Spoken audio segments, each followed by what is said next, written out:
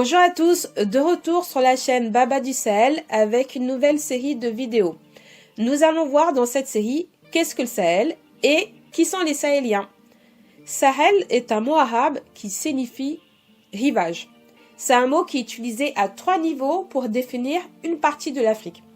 Tout d'abord, au niveau géographique, le Sahel est une zone qu'on appelle la bande sahélienne située entre la limite du désert et la savane, qui comprend tous les pays allant du Sénégal et de la Mauritanie du côté de l'océan Atlantique, en passant par le Mali, le Burkina Faso, le Niger, le nord du Nigeria, le Tchad à l'intérieur et le Soudan, l'Érythrée, l'Éthiopie du côté de la mer Rouge.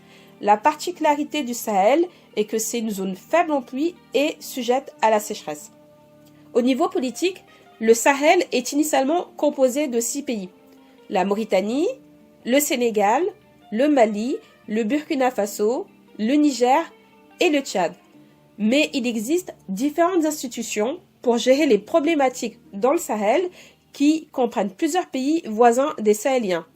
Aujourd'hui, l'organisation politique du Sahel la plus connue est le G5 Sahel, qui fait face actuellement à d'énormes troubles internes et externes.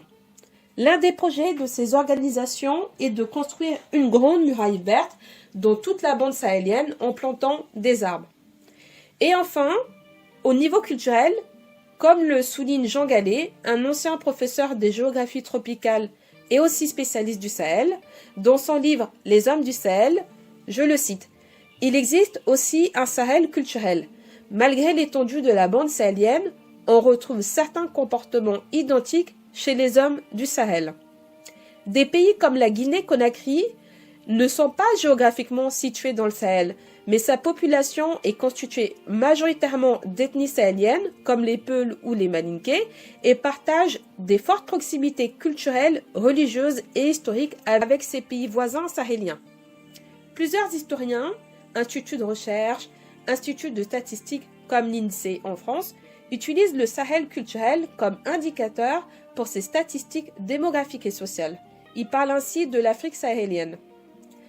Effectivement, les Sahéliens, aussi bien les Noirs que les Berbères du Sud, du fait de leur cohabitation millénaire et des conditions de vie liées à la sécheresse, partagent une histoire commune, des mœurs assez similaires, un système de caste assez particulier et la religion musulmane qui est très dominante.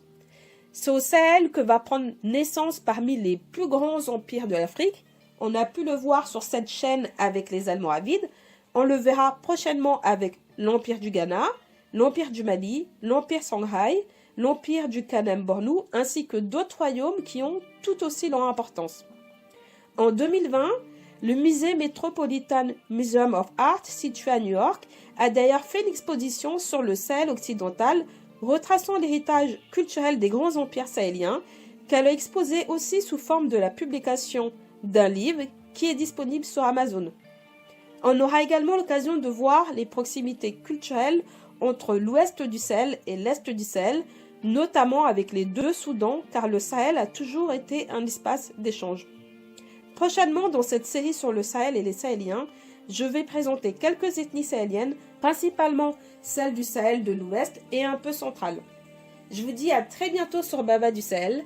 N'hésitez pas à donner de la force à cette chaîne en cliquant sur j'aime et en vous abonnant. Merci.